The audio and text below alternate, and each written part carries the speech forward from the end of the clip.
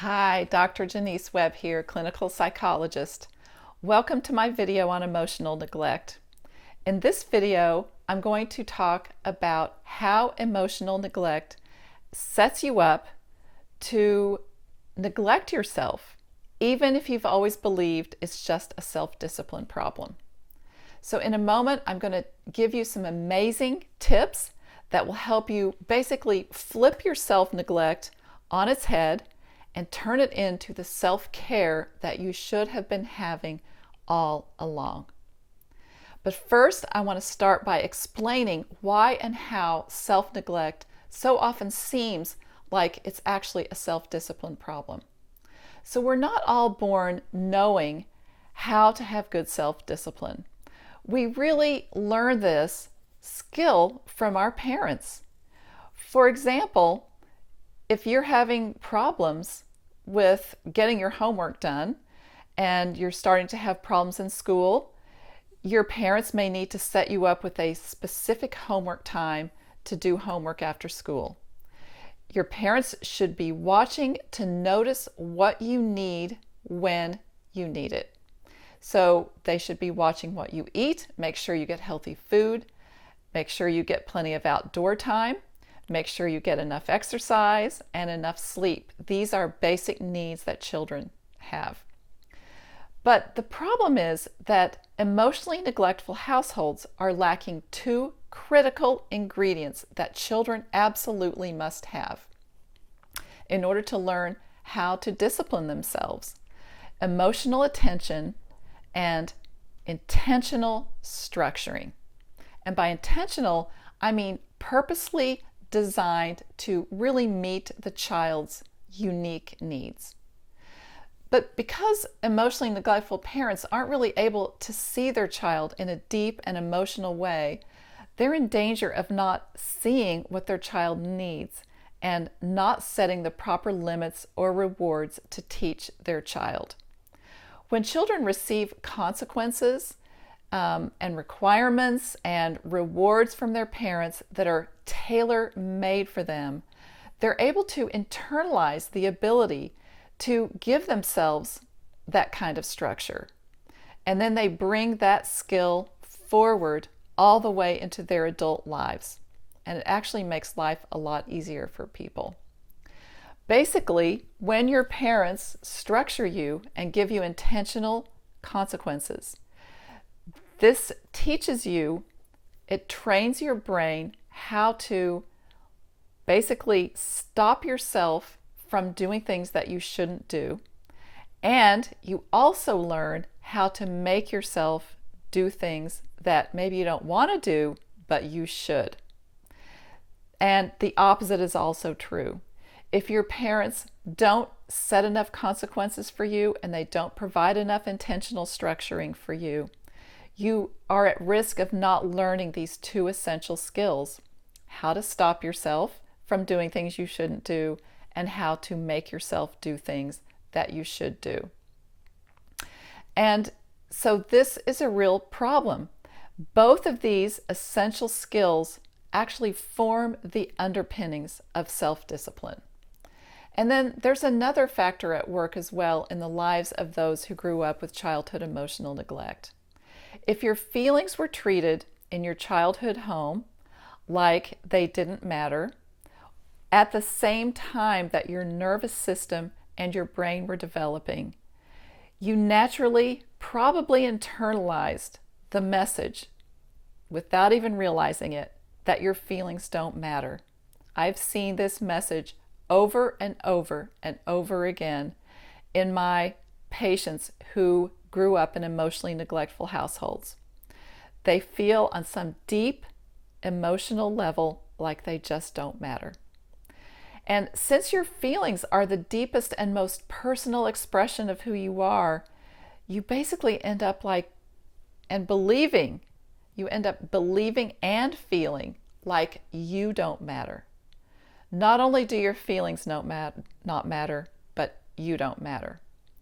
And this is the root of self-neglect. We end up treating ourselves like we don't matter, just the way we felt growing up. So deep down, You may not feel that you even deserve the time it takes to get enough sleep or to exercise. You may not feel that you deserve what it costs, the expensive therapy or the time and energy of your friends to support you. And the problem is that when you don't give yourself these things, when you don't take care of yourself properly, each time that you don't care for yourself properly, you're actually sending a message to your deepest self that says, once again, you don't matter. Let me give you some examples of ways that you neglect yourself and communicate to your deepest self that you don't matter. First of all, eating poorly, I think, is a great example. If you eat unhealthy foods, you are not taking care of your body properly. Of course, everybody eats unhealthy foods sometimes, and that's okay. But if it becomes too big of a habit, then you are sending messages every day to your deepest self that you don't matter. Not getting enough exercise is an example. Not getting enough fresh air or sleep. Putting your need for enjoyment last and put everyone else's wishes and everyone else's need for enjoyment first. These are all things that people who grew up with emotional neglect have a tendency to do. Basically, overcommitting yourself so that you are so busy that you don't have time to do what you actually want to do is another example. And not giving yourself enough free time, putting other people's needs before your own. Using alcohol or drugs is another example. To avoid your feelings is an example of poor self-care. Some people might view a lot of these when they observe them in themselves as if they're self-discipline problems. But actually, it is just a lack of self-care and deep down a feeling that you don't deserve those good things for yourself. In addition to lacking these two major key skills, stopping yourself from doing things you shouldn't do and making yourself do things that you should do. So I'm going to give you some tips now that will help you turn your self-neglect on its head and turn it into self-care. The first tip is to take ownership for your own self-neglect. Actually, take a long, hard look at yourself and a deep look at yourself and ask yourself, what kinds of self-neglect am I engaging in?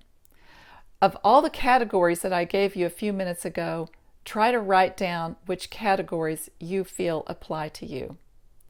And then second, think deeply again about something else, about what you learned about self-care and self-discipline when you were growing up, and even more importantly, what you didn't learn. What did you not have the opportunity to learn when you were a child? It's very helpful to understand where your struggles with self-care and self-discipline came from so that you can stop blaming yourself, stop feeling inadequate, and instead basically just view it as a problem to tackle. This is something I didn't get in childhood. This is something I'm going to tackle now. The third tip is to take responsibility for your own self-care now. Your parents were responsible for you when you were a child. You are responsible for yourself now. You are the one and only steward of your own self-care now. This all falls on you. So take responsibility.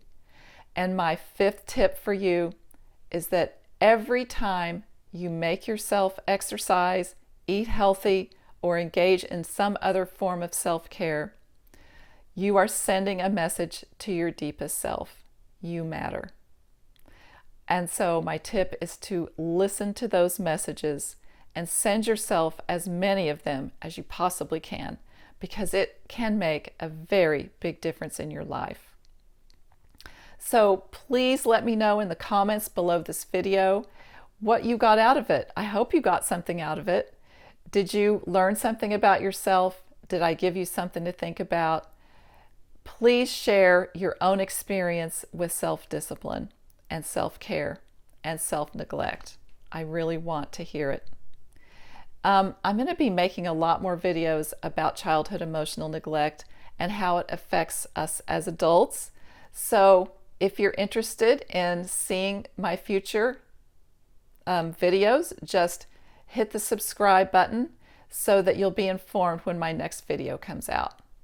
And in my next video, I'm going to talk about how emotional neglect impacts your love relationship, which is a very popular and common topic that I get asked about constantly. I'm going to talk a lot about it and give you a lot of good information.